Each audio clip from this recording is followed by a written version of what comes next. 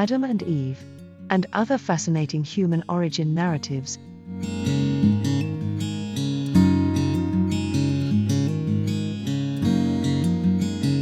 Welcome to another episode of Philosophy Examined.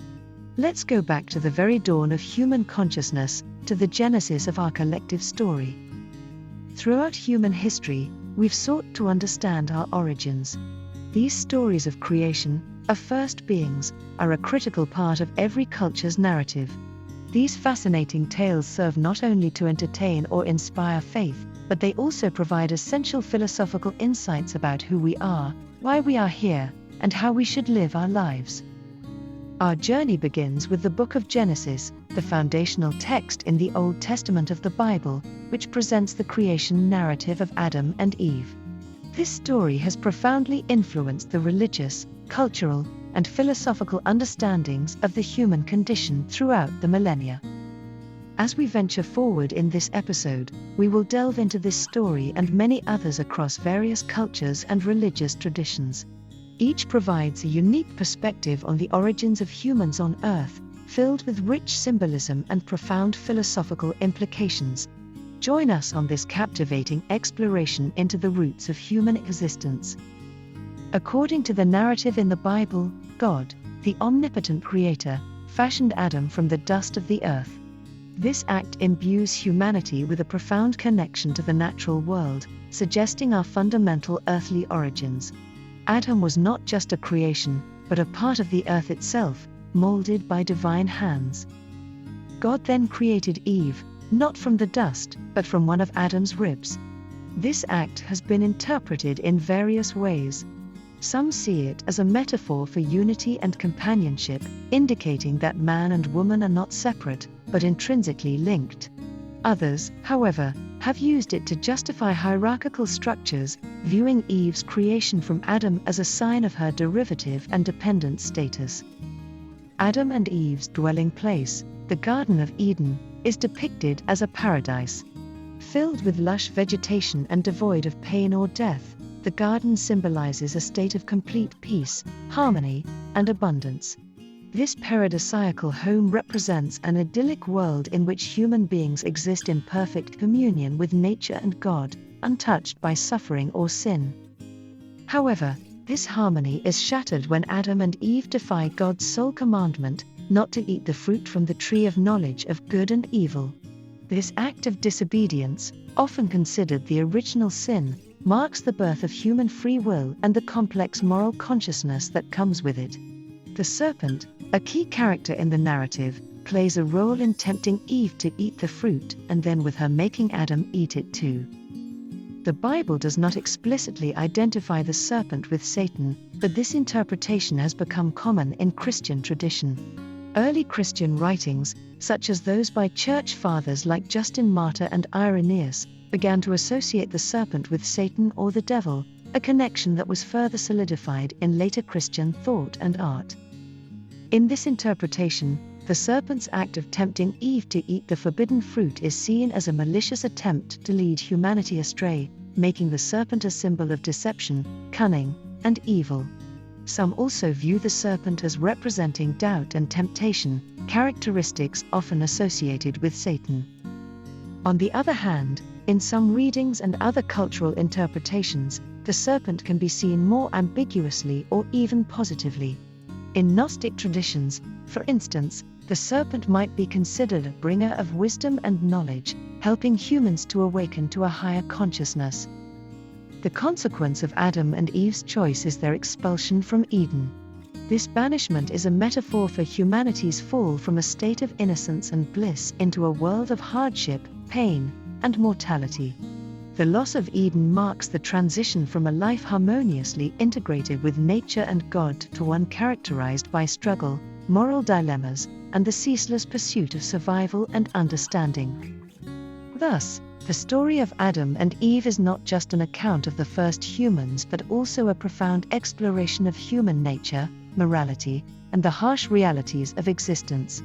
It poses essential questions about disobedience, punishment, free will, and the nature of knowledge, themes that continue to resonate in our lives today. When we ask about historical proof of Adam and Eve, we are venturing into the intersection of faith, history, and archaeology. As a philosophical channel, we understand that these areas, while interrelated, abide by different rules and principles. Historical proof, as traditionally understood, refers to verifiable evidence that can withstand scientific scrutiny. This could include archaeological artifacts, written records from the time under study, or physical evidence like buildings, tools, or bones. When we apply this standard to the story of Adam and Eve, we find that such proof does not exist. No archaeological evidence has been found to substantiate the existence of two individuals living in a paradisiacal garden who were the progenitors of all humankind. Unlike historical figures such as Alexander the Great or Julius Caesar, Adam and Eve do not appear in contemporaneous documents or records, nor have any artifacts linked to them been discovered. Furthermore, the Genesis story itself, as a part of the Bible, is believed to have been written down during the first millennium BCE, although the oral traditions it was based on may date back even further. This points to another complexity: the story of Adam and Eve, like many ancient narratives, was likely passed down through generations orally before it was transcribed. Oral traditions are fluid and change over time, as they are influenced by the cultures, values, and events of each successive generation. Thus, they do not provide historical proof in the conventional sense.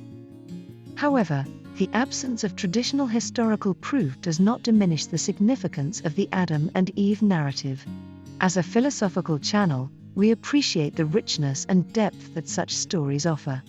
They are not just about facts but are repositories of moral lessons, cultural perspectives, and metaphysical ideas. The story of Adam and Eve encapsulates themes of temptation, punishment, forgiveness, and the human condition. It explores profound questions about the nature of good and evil, the consequences of actions, and the relationship between humans and the divine. It symbolically illustrates the transition from innocence to knowledge, from unity to separation, and from immortality to mortality. Thus, while there may be no historical proof of Adam and Eve in the traditional sense, the narrative's value extends beyond the realm of verifiable fact. It resides in the realm of metaphor, morality, and myth, where it continues to shape human thought and culture, offering insights into the complexities of existence. The question of the Garden of Eden's location has not only been a puzzle but a fascination, captivating the minds of scholars and explorers for generations. Genesis, in its second chapter, paints a geographical picture of Eden as a land with four rivers: Pishon, Gihon, Tigris, and Euphrates. The last two are identifiable and present in modern-day Iraq and parts of Syria and Turkey. However, the Pishon and Gihon have eluded definitive identification, opening the gates to a plethora of theories and interpretations. Some scholars suggest that Eden was in Mesopotamia, the land between the rivers and the cradle of ancient civilizations like Sumer, Assyria, and Babylonia. They argue that the mention of the Tigris and Euphrates suggests a location in this fertile region. Here, some of the world's earliest cities developed, and writing was first invented, creating the conditions for recorded history. This theory aligns with the idea of a lush and fruitful garden. Others point towards Africa as the possible location. They propose that the four rivers correspond to the Nile, the Atbara, the Blue Nile, and the White Nile. This African hypothesis correlates with scientific theories that consider Africa the birthplace of humankind, as supported by significant archaeological and genetic evidence. Another theory proposes Armenia, based on the fact that it's a region where several large rivers originate, including the Tigris and Euphrates. It also lies near the Zagros Mountains, which some scholars associate with the biblical land of Ararat, the resting place of Noah's Ark after the flood. Some even theorize a more exotic location. British explorer Charles Gordon, in the late 19th century, suggested that the Seychelles archipelago in the Indian Ocean was the true site of Eden. He based this on the unique flora and fauna of the islands, including the suggestive coco de mar palm, with its biblically evocative fruit. Finally, There are interpretations that view Eden not as a physical place, but as a symbolic or spiritual one. These theories argue that Eden is a metaphor for a state of innocence, unity, and harmony with nature and God, something more akin to a spiritual or psychological realm than a geographic one. In essence, the Garden of Eden's exact location remains unknown and possibly unknowable. It continues to be a topic of debate and exploration, with each theory reflecting different historical, cultural, theological, and philosophical perspectives. Its elusive nature only adds to the intrigue and enduring fascination of the Adam and Eve narrative. Let's now delve deeper into the scientific perspective, particularly regarding the intriguing claim of Eve's creation from Adam's rib. From the standpoint of modern biology, there is no basis for the assertion that a full-grown woman could be formed from a man's rib.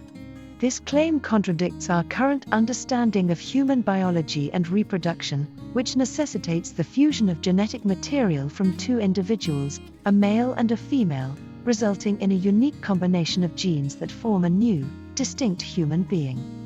The process of human reproduction begins with the fusion of a sperm cell from the male and an egg cell from the female, forming a single cell known as a zygote.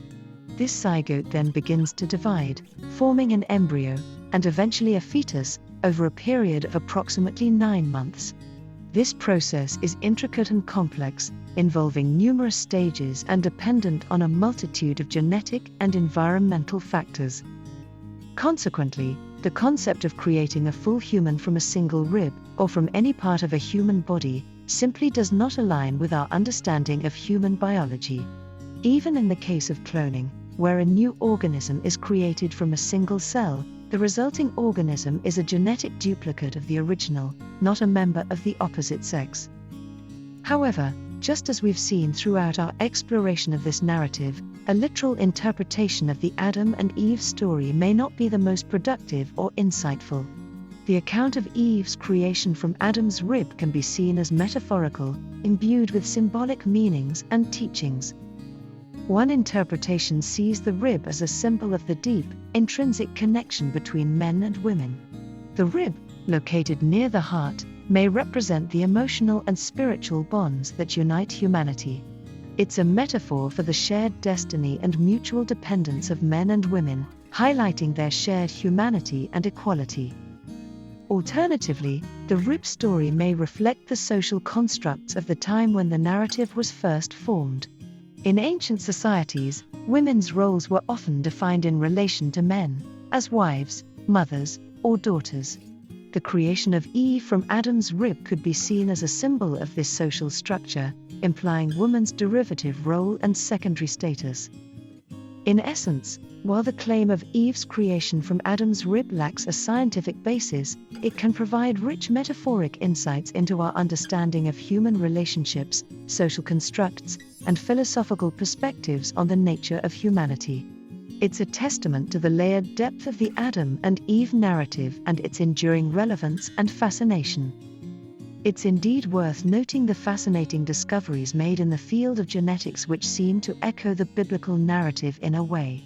Geneticists have identified the existence of the so-called mitochondrial Eve and Y-chromosomal Adam.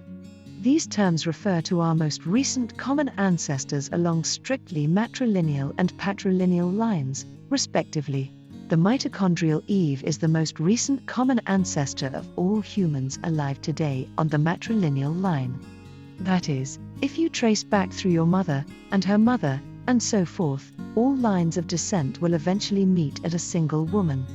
This woman, who likely lived between 150,000 and 200,000 years ago, is not the first female human or the only woman alive in her time. Rather, she is the one woman from whom all living humans today inherit their mitochondrial DNA, which is passed from mother to offspring. Similarly, the Y-chromosomal Adam is the most recent common patrilineal ancestor, from whom all living men have inherited their Y chromosome. He likely lived between 180,000 and 300,000 years ago, although this is a subject of ongoing research.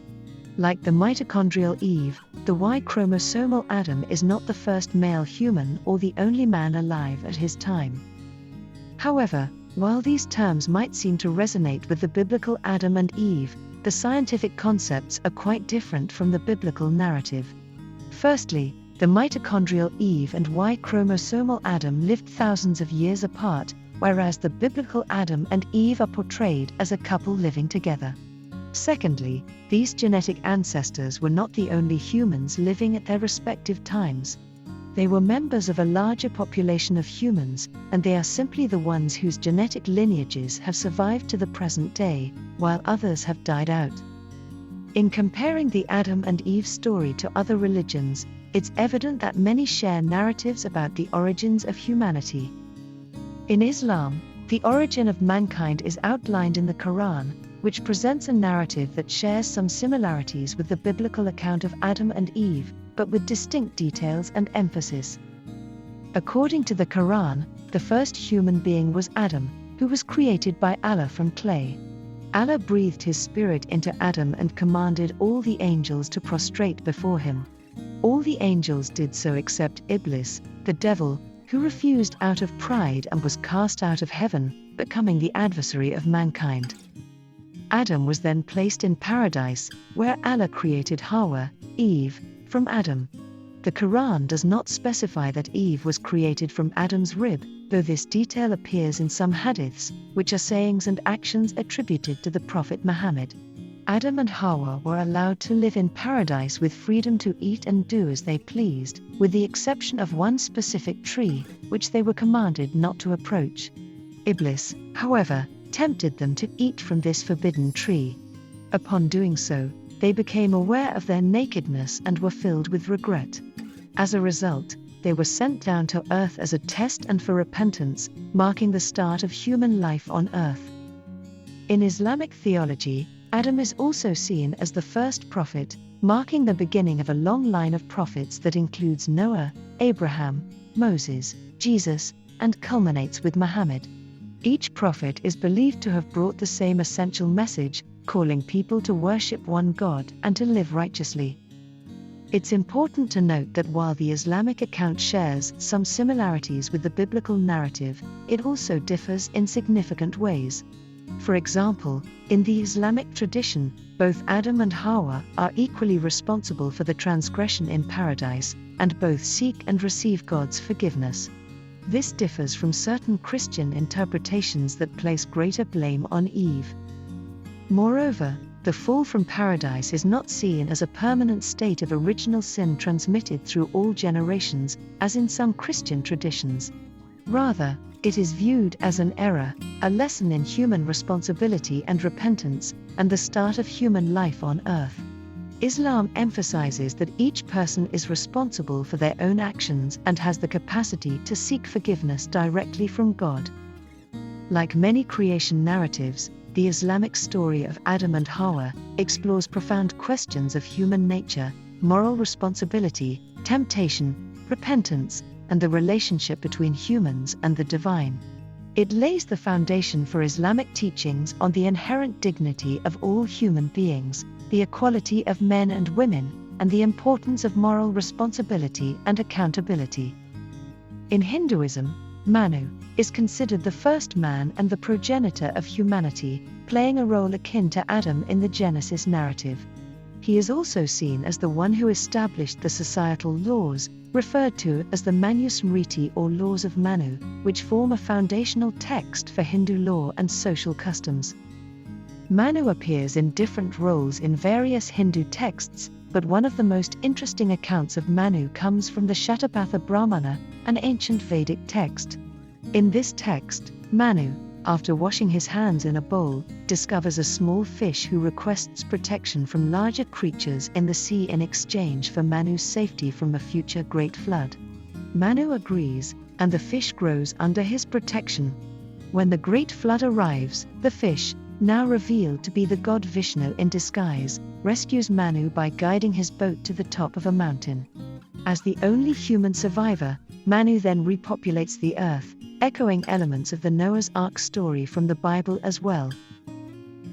Similarly, in Buddhism, The Agana Sutta provides a detailed account of the evolution of the world and the emergence of humans, who originated from celestial beings and devolved into physical form over vast spans of time. However, rather than tracing humanity to a single couple, it suggests a more collective emergence and gradual transformation into human form. In the Native American Hopi tradition, humanity's origins are linked to Spider-Woman, a powerful spiritual entity who created the first humans out of clay. The subsequent stories narrate the people's journey through several worlds, guided by spiritual beings, until they emerge into the current world. Chinese mythology presents yet another fascinating perspective on humanity's origins, with the narrative of the deities Nuwa and Fuxi. They are typically depicted as half-human, half-serpent or dragon beings, intertwined in a dance that is representative of the cosmic balance of yin and yang. According to ancient myths, after the world was created, Nuwa felt lonely as the only being in the universe, so she began crafting animals and humans. She is said to have molded figures from yellow earth, giving birth to the first humans. These figures were crafted in her own image, instilling a piece of the divine into the human world. Her brother, Fuxi, is often credited with teaching these early humans essential survival skills, like fishing, hunting, and cooking, as well as establishing societal norms and institutions such as marriage, thus ensuring the continuity and progress of the human civilization. In indigenous Australian Dreamtime stories, ancestral beings created the world and all life during a mythic time called the Dreaming. African, Mayan, and Native American mythologies also carry rich narratives of creation, often intertwining humans, gods, and the natural world in intricate ways. Scientology, founded in the early 1950s by science fiction author L. Ron Hubbard, presents a very different take on the origins of humans and the universe compared to older, traditional religions. In Scientology, the concept of an individual human life takes a backseat to the idea of the thetan. The thetan is considered the true essence of a person, an immortal, spiritual being that is neither born nor dies, but has lived through past lives and will continue to exist in future ones. In this belief system, a thetan is fundamentally good, and any evil that a thetan does is seen as an aberration from its original nature. Scientologists believe that thetans came into existence about 76 trillion years ago, and these spiritual beings created the material universe, not the other way around. However, over a vast span of time, thetans became more entangled with the physical universe, leading them to lose their awareness of their divine nature. They began to identify themselves with their creations, leading to a state of spiritual amnesia. The story of Xenu, often associated with Scientology, is part of their cosmogony. As the story goes, Xenu was a galactic tyrant who, 75 million years ago, brought billions of people to Earth, then known as Tijiak. He supposedly stacked them around volcanoes and destroyed them using hydrogen bombs, causing their thetans to scatter and cling to surviving humans, affecting them negatively till today. This story is not introduced to followers until they reach a certain level within the church, known as Ot 3, operating thetan level 3. Scientology does not have a traditional creation story in the way that religions like Christianity, Islam, or Hinduism do. It doesn't focus on the creation of the physical universe or the origin of mankind per se, but rather on the journey of the thetan, the spiritual being, through multiple lives and states of existence.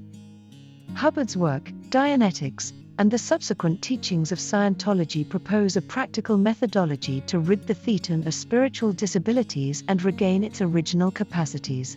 The objective of the practices in Scientology is to reach a state known as clear, and eventually progress to different states of operating thetan, where one is said to reclaim the power and potential of their true spiritual nature.